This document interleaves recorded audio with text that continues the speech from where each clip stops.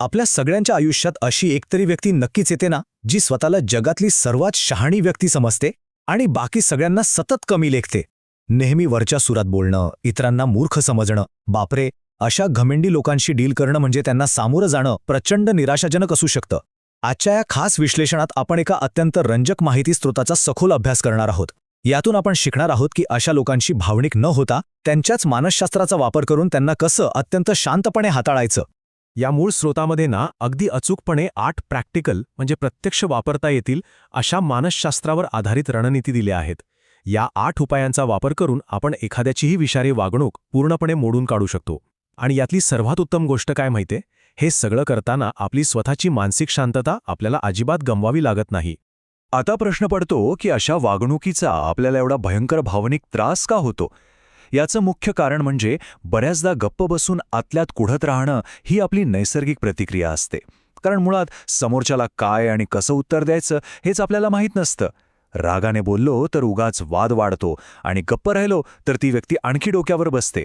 पण इथेच मानसशास्त्र आपल्याला एक अत्यंत मोजून मापून तयार केलेला अचूक पर्याय देतं. चला तर मग या पूर्ण प्रक्रियेत आपण नक्की काय पाहणार आहोत ते थोडक्यात बघूया. आपण हे 6 टप्पे पाहणार आहोत. 1. घमंडीचं मानसशास्त्र.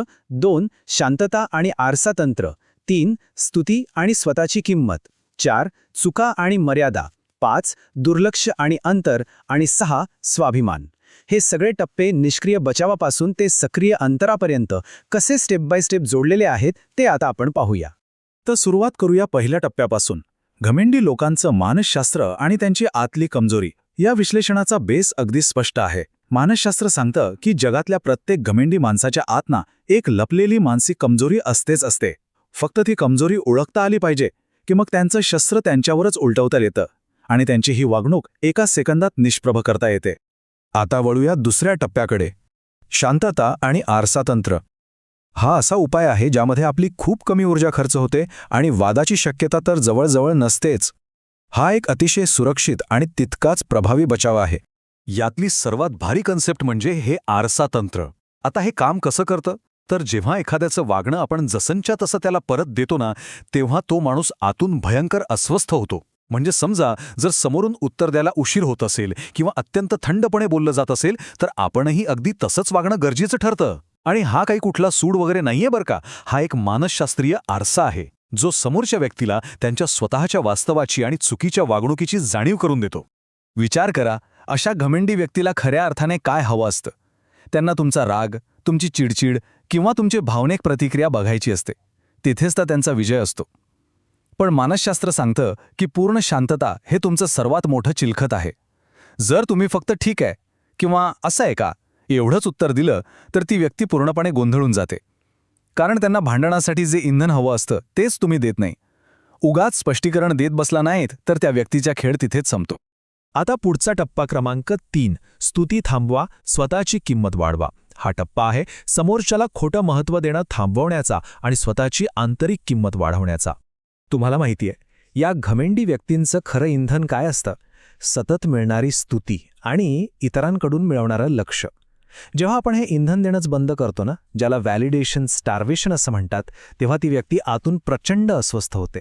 तुम्ही त्यांच्या प्रत्येक गोष्टीवर मिळणारी टाळी किंवा ती सततची सहमती बंद केलीत की त्यांचा तो खोटा अहंकार आपोआप भुकेला राहतो आणि हळूहळू कमी होऊ लागतो. म्हणूनच यातला हा पुढचा उपाय अत्यंत मोलाचा ठरतो. आणि इथे प्रसिद्ध गायक फ्रँक सिनाट्रा यांचं एक वाक्य अगदी चपखल बसतं.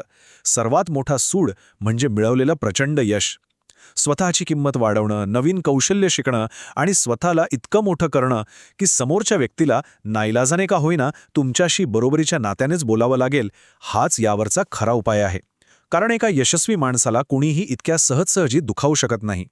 आता आपण अधिक सक्रिय अशा बचावात्मक उपायांकडे येऊ. टप्पा क्रमांक 4. चुका दाखवणं आणि मर्यादा ठरवणं.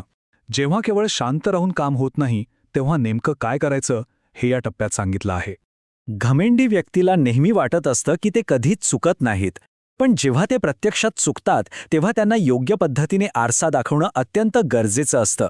आणि हे कसं करायचं, तर सर्व भावनिक प्रतिक्रिया बाजूला ठेवून केवळ वस्तुस्थिती आणि डेटाच्या आधारे त्यांच्याशी संवाद साधायचा. लोक भावनांवरून कितीही तास वाद घालू शकतात, पण शांत आणि व्यावसायिक पद्धतीने मांडलेल्या सत्य परिस्थितीसमोर त्यांना निमूटपणे माघार घ्यावीच लागते. म्हणूनच यातला सर्वात महत्त्वाचा मुद्दा हा आहे की आपल्या मर्यादा स्पष्ट करणं. आपल्या बाबतीत काय खपवून घेतलं जाणार नाही हे एकदम स्पष्ट सांगायला हवं. आणि हो, हे नुसतं शब्दांत सांगून चालत नाही. जर त्या मर्यादा ओलांडल्या गेल्या तर त्याचे ठोस परिणाम भोगावे लागतील हे कृतीतून दाखवावंच लागतं. पोकळ धमक्या दिल्या ना तर अशी विषारी वागणूक आणखी उद्धट होते. त्यामुळे परिणामांची अंमलबजावणी करणं हाच एकमेव पर्याय उरतो. आता आपण या मॉडेलच्या शेवटच्या आणि सर्वात गंभीर टप्प्यांमध्ये प्रवेश करत आहोत. टप्पा क्रमांक 5, दुर्लक्ष करणं आणि अंतर ठेवणं. हा टप्पा अशा व्यक्तींसाठी आहे ज्यांना कितीही समजावलं तरी अजिबातच बदलायचं नसतं. आणि सिलेक्टिव्ह इग्नोरन्स नेमकं कसं काम करतं हे इथून एकदम भारी समजून येतं. जेव्हा एखादी व्यक्ती सतत स्वतःच्या नवीन गाडीची, पैशाची किंवा प्रतिष्ठेची बढाई मारत असते, तेव्हा त्यांच्या बोलण्याने अजिबात प्रभावित न होणं हा एक भन्नाट उपाय आहे. तुम्ही नुसतं तटस्थपणे "अरे वा, छान" असं म्हणून लगेच दुसराच कुठला तरी विषय काढलात ना की ती व्यक्ती आतून अक्षरशः हादरते. त्यांना हवं असलेलं लक्ष मिळत नाही आणि त्यांचा अहंकार उपाशी राहतो. पण समजा हे सगळे उपाय करूनही समोरच्याच्या वागणुकीत काडीचाही बदल होत नसेल आणि तुमचा मौल्यवान वेळ आणि ऊर्जा सतत वाया जात असेल, तर मात्र भावनिक अंतर ठेवणं हे अत्यंत गरजेचं बनतं. अशा लोकांसाठी कमी वेळ आणि कमी ऊर्जा देणं म्हणजे परिस्थितीपासून पळून जाणं नाहीये, तर ते स्वतःच्या मानसिक आरोग्याचं रक्षण करणं आहे. हे लक्षात ठेवणं खूप महत्त्वाचं आहे. या सगळ्या मानसशास्त्रीय तंत्रांचा शेवट एका अत्यंत महत्त्वाच्या वैचारिक निष्कर्षावर होतो, तो म्हणजे टप्पा क्रमांक 6. स्वतःचा आदर म्हणजेच स्वाभिमान हा सर्वात महत्त्वाचा आहे. या संपूर्ण विश्लेषणातून मिळणारा अंतिम धडा हा आहे की स्वतःच्या मानसिक शांततेला आणि आनंदाला प्राधान्य देणं हा स्वार्थीपणा अजिबात नाहीये, तर तो स्वतःबद्दलचा आदर आहे. जे लोक विषारी लोकांपासून लांब जाण्याची हिंमत दाखवतात आणि स्वतःचा सन्मान करतात, हे जगही शेवटी त्याच लोकांना खरा आदर देतं.